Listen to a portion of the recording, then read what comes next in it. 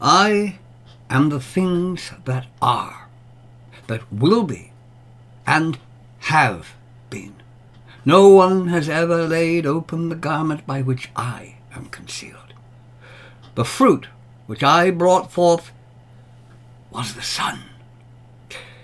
Thus, in a brief but to-the-point statement, carved on a temple in the western Nile Delta city of Sais, did the Egyptian goddess Neith establish herself as, well, pretty much everything in the world, the beginning, middle, and end of everything in the universe, for that matter, the supreme creator of all things, including herself, though not perhaps her modesty. She does seem to have been somewhat lacking in that attribute. An inscription on the Temple of Esna states that she illuminated the rays of her two eyes, and dawn came into being. Then she said, "Let this place become land for me in the midst of the primeval water, in order that I might rest on it." One of the great pagan deities, she was worshipped from very early times, her cult certainly already well established in the Nile Delta around Sais, of which she was the patron goddess, by the time of the unification of Upper and Lower Egypt, which is thought to have occurred during the early Bronze Age, circa 3100 BC, creating the first dynastic period. The great British archaeologist Sir Flinders Petrie, 1853 to 1942, noted that her symbols were depicted in the pre-dynastic period, citing a representation of a boat that displayed her distinctive crossed arrows standard, which dated from that era, an artifact which is actually now on display in the Ashmolean Museum in Oxford, should you ever be passing Oxford and want to drop in and look at it. Neith was a major deity, the goddess of the Red Crown of Lower Egypt, and seen as a special protector of women and marriage. Even from the earliest times, Egyptian girls were given her name as a mark of honor, clearly establishing her status as a premier goddess. The first recorded queen of Egypt was named in her honor, Neith-Hotep, a woman who, some evidence suggests, also ruled as pharaoh at some point not long after the unification, which, if true, would make her the earliest female ruler in history. Meriet Neith, thought to be the great-granddaughter of Pharaoh Nama, the ruler who unified the two kingdoms to create the first dynastic period, her name meaning beloved of Neith, and may also have ruled as pharaoh herself around 2950 BC, and is the earliest recorded queen regent in history. The principal wife of Pharaoh Pepi II, circa 2278 to circa 2184 BC, one of the most prominent queens of the Old Kingdom, was named Neith. Her name, in fact, represents some 40% of early dynastic names, giving proof, if proof were needed, of her status, just as versions of the name of Froya were common among the Old Norse, Freudis Erikstotir, for example. According to Egyptian mythology, she was the eldest of all the gods. Rather obviously, I suppose, since she predated creation, even predating her own creation, said to have been born the first in the time when, as yet, there had been no birth. Neat trick if you can do it. Coming into the world by, well, I suppose pretty much creating herself and then the universe, a mythological religious Big Bang, if you like. And she was the birth mother of the sun god Ra, among many, many others. Creating herself and then everybody else. That indeed is quite a trick. I don't really think anyone else has ever tried that one. She was often depicted together with fellow goddess Silket as holding up the arch of the sky, one on either side of the sky holding it up, and she controlled the movement of the sun. Now, she held great power among the gods. She was seen as wise and one to whom the other gods came for advice, as is well demonstrated in the story of the time she was asked by them, being the eldest, to decide whether Seth or Horus should rule. Tricky question, so she had to give some thought to that. But in the end, she chose Horus. But she warned that if her decision wasn't followed, she would be angry and she would cause the sky to crash to earth. Her decision was not challenged, which sounds like a pretty good idea, given her rather clearly expressed desire for unwavering obedience as against, well, all life being crushed out of existence. Yeah, I'd say going along with what she wanted was the wise course of action to follow. She was a goddess of war and hunting, symbolized by the crossed arrows and shield with which she was depicted, patron of the army and of hunters, and warriors prayed to her before battle, since victory was considered to be impossible without her aid. She is also shown holding the was scepter, a stylized animal head on a long, thin rod which forked at the end, a symbol of power of both gods and kings, as well as responsibility for the safety and well-being of the dead. In the latter context, she, as war goddess, also became a protector of the dead, shooting her arrows at those who would dare to defile the dead or take the form of the urinous snake to drive away intruders. Yes, she wasn't on the job, it seems. Must have been on a nectar break, perhaps. Or maybe she was just too busy holding up the sky in 1922, as Tutankhamun's tomb was very much defiled when its seals were broken and the dead pharaoh left unprotected, as Howard Carter and George Edward Stanhope Molyneux Herbert, 5th Earl of Carnarvon, or just simply Lord Carnarvon, which is a lot easier to say, entered to make the greatest ever discovery of an Egyptian royal tomb. I'd say King Tut had a few words with Neith after that little intrusion. Where were you when those two broke into my tomb and took me out of my sarcophagus? Right out of it, pulled my lovely gold and lapis lazuli mask off. Oh, desecrated I was. Look, I'm sorry, Tut, but, I was kind of busy, holding up the sky. That's not an easy job. Try it sometime. Go on, hold up the sky. See how you get on. Makes sense. It's very hard to be in two places at the same time, holding up the sky with one hand and fighting off Indiana Jones at the same time with the other.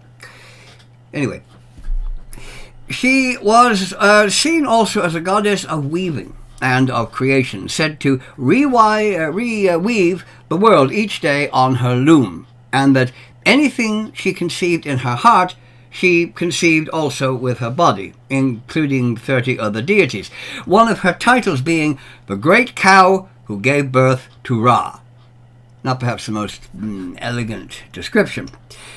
Since she apparently had no husband, or even a boyfriend, that we know of, in view of her multitudinous creative abilities, well, obviously she was the only one there to begin with to, produce those things. She was often referred to as the Virgin Mother Goddess. Very apt in her case, since she would have been pregnant before she'd created anybody else who could make her pregnant. Which, again, it is a bit confusing. So the virgin title does seem very, very justified. I'm a virgin. Can you prove it? Yes. Do you see anybody else here, apart from a few dozen baby gods? Yeah, good point. It seems more than possible that the spread of Christianity in Egypt many centuries later was greatly assisted by the Virgin Mother status of Mary, something that bore a similarity to both Neith and Isis, the Mother of Christ telling much the same mythology about her as to conceiving without any male assistance, though on a considerably smaller scale, since, well, Mary only did it once. But Egyptians would have been able to relate to her somewhat more easily as a result, as pagans did in other lands when the early church rather cleverly used the same dates of festivals and sometimes even the same practices associated with the old gods to help with the acceptance of the new one. It was clever psychology. The great historian Herodotus tells us that the people of Sais later came to associate Neith with the Greek goddess Athena, since she too had a connection to both war and to weaving. And Plato also mentions it, Athena being thought to have woven all the world and everything that existed into being on her presumably rather prodigious loom. Herodotus also told how an important annual open-air festival was held in her honor, the Feast of Lamps, when people would light lamps all night for the duration of the festival, right across Egypt.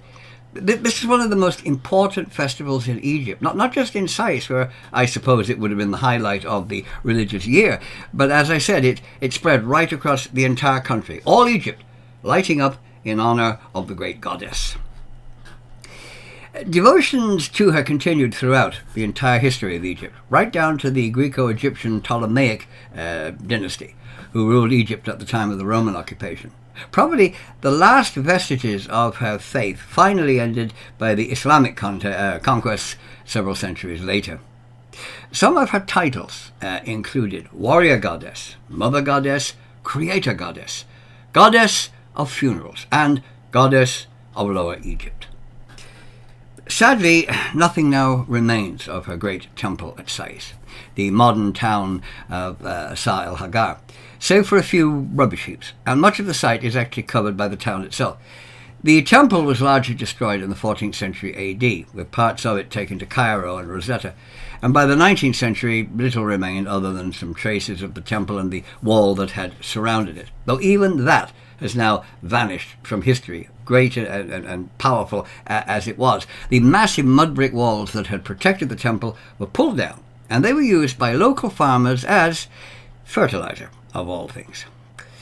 Very historic fertilizer, I'm afraid.